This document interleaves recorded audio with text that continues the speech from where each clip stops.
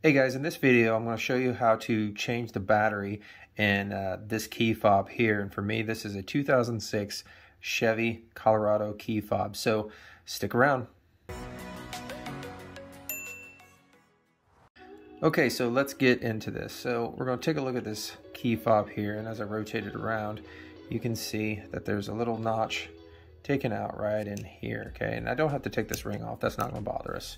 So I'm just going to take screwdriver and I'm just going to kind of put it into that little notch and just kind of start giving it a pry, and right away it's cracked open like a nut. Oh, you gotta love that.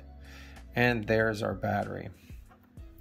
To get the battery out, I'm just going to take a little screwdriver. This is to some glasses, a little eyeglass screwdriver, and I'm just going to put it in the back here and kind of push towards this spring mechanism here, and it pops right out just like that. So let's grab the new battery. And here's our new battery. It's a 2032. As we can look over here, this is the old battery. It is a 2032. So here's our replacement. Let's get that out and put it back in.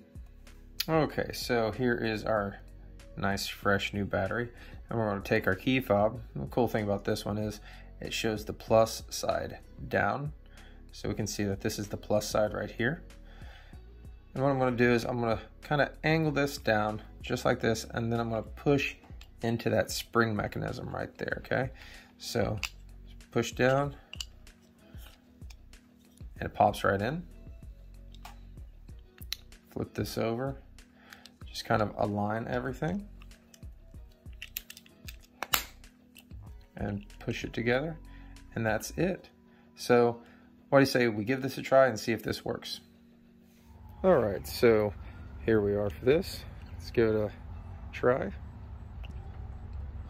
Unlock and lock, and there we have it.